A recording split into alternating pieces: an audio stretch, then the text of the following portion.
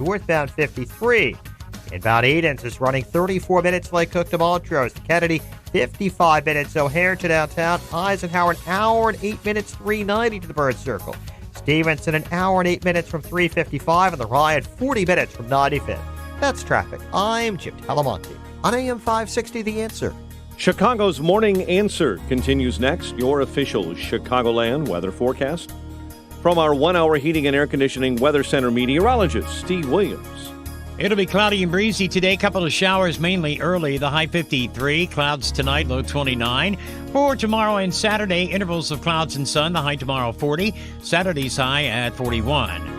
I'm Steve Williams on AM 560, The Answer. 45 at O'Hare, 47 Lakefront, and your next news update at 7:30. Chicago's Morning Answer with Dan and Amy continues next on AM 560, The Answer. Check out the pre-Black Friday event this weekend at Shoot Point Blank. Take advantage of early doorbuster savings on firearms, ammo, and more. Plus, all Smith & Wesson firearms will be on sale during this event. Visit your Shoot Point Blank store for details. This is Chicago's Morning Answer with Dan Proft and Amy Jacobson on AM 560, The Answer.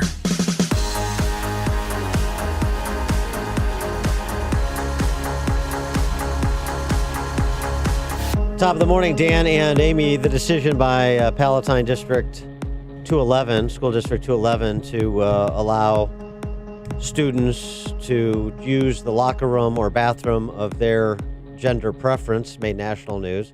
Actually, I was on the other day with Joe Ligotti, Salem host in Boston. He sends his regards. Oh, I'm sure. Yeah, I'm sure he's very familiar with my yeah, work. he said he's specifically. Where's Amy? Did you say she's in the washroom? Tell Amy, stay warm in Chicago.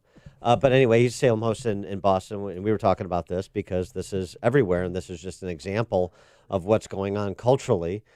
So ubiquitous is the trans rights movement and the effort of families, and particularly female athletes, to cope with it, that it generated this satirical send-up by South Park. And is it correct you just started identifying as female 2 weeks ago? I'm not here to talk about my transition. I'm here to kick some f***ing ass. Let me tell you something, Dingleberry. David Perry. I'm gonna roll up the other women here, and I'm gonna smoke them. I am the strongest woman this state has ever seen. Any words for the challenger, Miss Woman? Good luck, Heather. Luck is for dudes. Well, with that, let's get right to the action.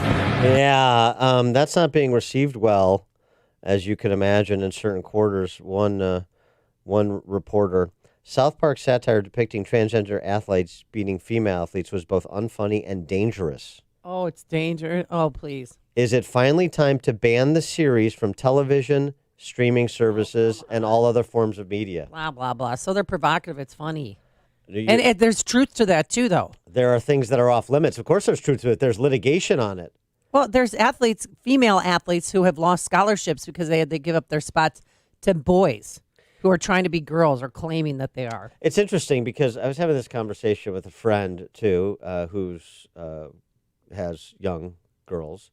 And he's saying, it wasn't so much the bathroom and locker room thing that bothered him, but the sports thing really did. Mm-hmm. Because he recognizes the importance of sports in young people's lives in terms of the skills that you learn by participating in sports or extracurricular activities of any kind, but particularly extracurricular activities where there's a real difference in the experience if you're male or female, and there's a real difference in the ability to participate and gather that experience if you're male or female. So throwing a bunch of kids on a football field and saying play football, male and female are going to have very different experiences if they try to do that. And so, and then now the reverse is the same with respect to men participating in women's athletics. And we can't, talk about this enough. Now it's making the rounds around the country, is the decision that was made in District 211. Now 5 high schools have to let anybody in any bathroom. And here's a transgender student who he's a guy,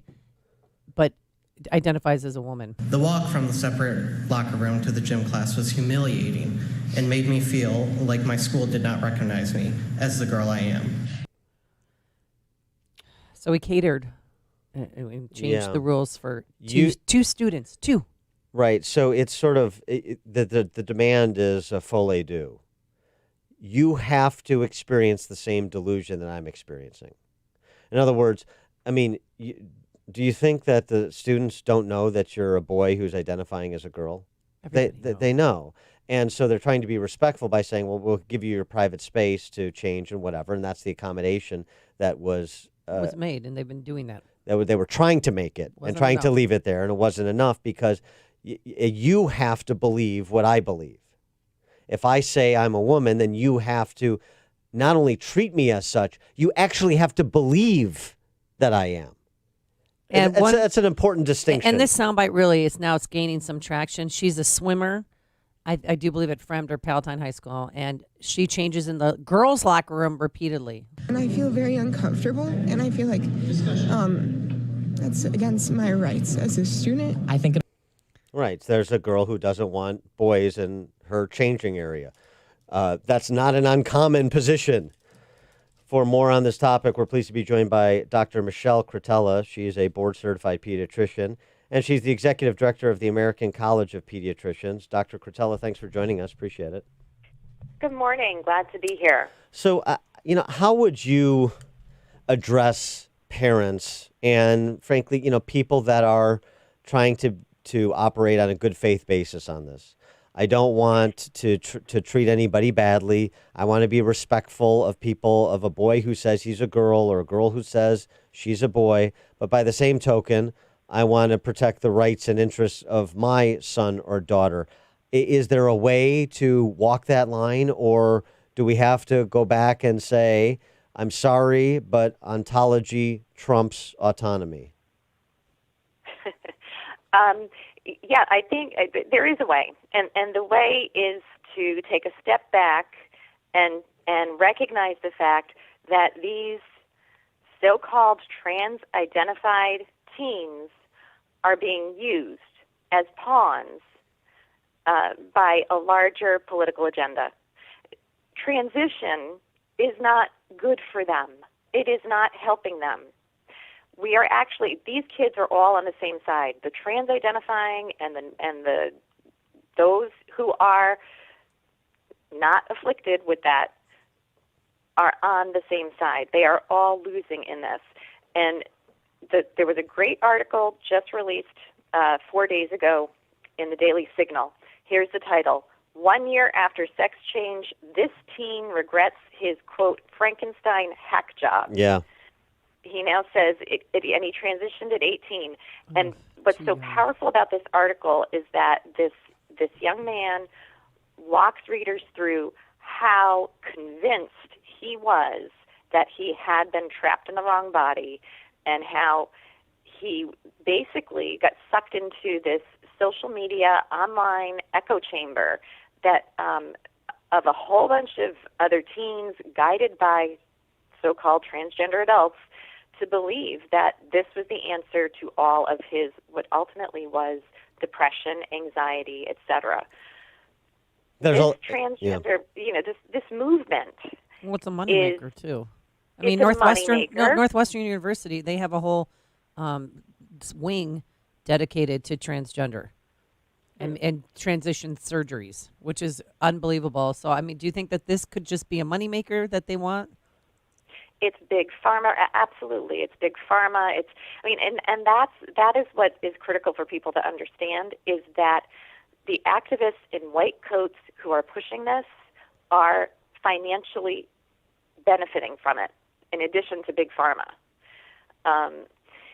So the kids, this is the reality is there are only two sexes, and this is biology 101. There are individuals of a species, mammalian species, who donate. They give genetic material, right? Those would be your males who give sperm, and then there's the other member of the species who receive that genetic material and gestate the newborn. Those are your females. There are only males or females. That's the physical reality. And yes, there are birth defects that can occur, just as we can have birth defects affect any other body system, like the heart, the bones, whatever. It doesn't change what the norm is. So we have males or females. And these youth who are coming out and claiming a trans identity should be supported psychologically together with their families through their natural development to embrace their bodies. I thought we were in the midst of, fighting against this body hatred, right? And but transgenderism in youth, that is the biggest example of body shaming. And not only that, how about the Me Too movement? I mean, the clip you played of that young high school girl. This is the reaction. That is the normal reaction of every female. We are entitled to bodily privacy. Women, we've been fighting for respect and for protection against all forms of sexual harassment. And now that's being completely erased. So our anger cannot be directed toward those youth who are claiming a trans identity. It really has to be directed toward the institutions who are promoting this against common sense and science and reality, and against those who are financially benefiting. They would argue, trans rights proponents would argue to your body shaming contention. Well, what you have here in the case of a trans person is somebody who is born in the wrong body. Is that possible? No, that's nonsense. If you look, science is about the material world. Science is about genes, hormones, body parts, reproductive organs. I can diagnose you as a male or a female. There is not one test to diagnose a so-called transgender identity because it exists in the mind. It exists in the mind, and it is a sign that something is amiss. It's a cry for help, especially in youth, especially in young children and teenagers. And the kids, all children are vulnerable to this, particularly in the early years of life when they have magical thinking and they're still coming to learn, am I a boy, am I a girl, what does that mean? And also in the teen years where, as I said, adolescents, it's their job psychologically to figure out their identity, to try on new roles. At the same time, their bodies are going through a rapid onset of growth. And the majority of kids who are gender confused, if supported through their natural puberty, will come to embrace their bodies. So would you say that the younger case in Texas, celebrated celebrity cases like Charlize Theron promoting, whatever her daughter wants to identify as, are those instances of child abuse, giving your kid puberty blockers, assenting to transformational surgeries? Are those instances of child abuse? I have directed that. So I and the American College of Pediatricians have accused the medical profession of committing child abuse. Many parents are being forced into believing, they're being lied to, they're being told, oh, this is the standard of care. If you don't do this, your child will kill themselves.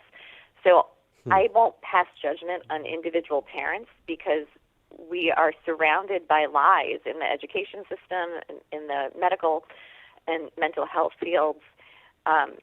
There is pushback. And it is growing, but it's taking a lot of courage because those who do speak out will find it to be career-ending in many cases. Well, is there an age limit? Is there an age limit, though, for gender reassignment surgery? Do you have to be 18? Do you have to be 21? Or it just is the parental consent that you need? Depending on where. Well, in Oregon, neither. So there is no age limit. Okay. There's no hard line age limit. Most doctors, most would say we're not going to do so-called genital or reconstruction or bottom surgeries in kids under 18. However, there are cases documented in America of bottom surgeries being done on 15-year-old boys. There are documented cases of girls being given double mastectomies at ages 13. So, and in Oregon, you don't even need your parent permission. Of course not. Of course, yeah. Well, who needs parents? Here, the study that was done at Brown University that about trans as a social contagion being a significant aspect of the trans rights movement and people identifying as something other than their biological sex. Has the reaction to that, even though you had some academics who are of the left rally to the Brown researchers' defense on the quality of her scholarship, roundly criticized, would not be disseminated, Brown walked away from her. Has that had a chilling effect on any further medical research into this? I would say it's a reflection of how difficult it is to get critical scholarship published. Has it had a chilling effect? I am aware of a number of academics on the left who are not letting that stop them, and they have submitted a number of pieces, even as letters to the editor of professional journals, that although they've been rejected, these academics and clinicians are not going to let that stop them. So the truth is going to come out because it's a very good point. This is a nonpartisan issue. There are, I know surgeons, pediatricians, psychologists, psychiatrists, OBGYNs, internists, so all different kinds of docs who are on the left, center, and moderate, who are deeply, deeply concerned about this because we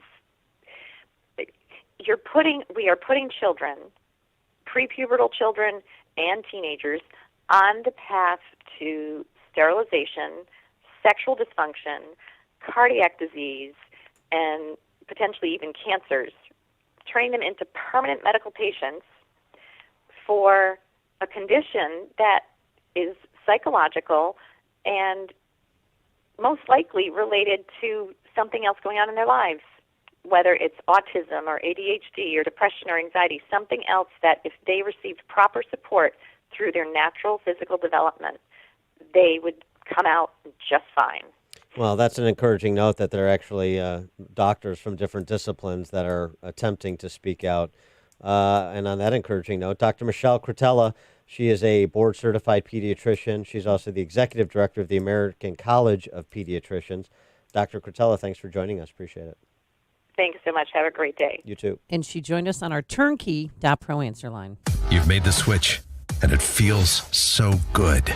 You've switched to Chicago's Morning Answer on AM 560. The Answer. Stop wasting energy. There's a better way. Your company could be receiving energy efficiency incentives by recycling waste heat from on-site power generation equipment and turning it into useful energy. The federal government is pushing utility companies to be more efficient. In turn, utility companies are offering incentives for your business. Charles Equipment can help get you up and running with cogeneration, also known as CHP, Combined Heat and Power, a clean and efficient way to generate heat and power. CHP systems can supply at least a portion of a building's electrical load and capture waste heat from hot exhaust gases for use in heating, cooling, hot water, and dehumidification. Charles Equipment can install and manage the cogen equipment at your facility and help your energy use become 70 to 90% more efficient. Start making better, more energy-efficient decisions and save money in the process. Call Charles Equipment, 630-834-6000 or online at charlesequipment.com.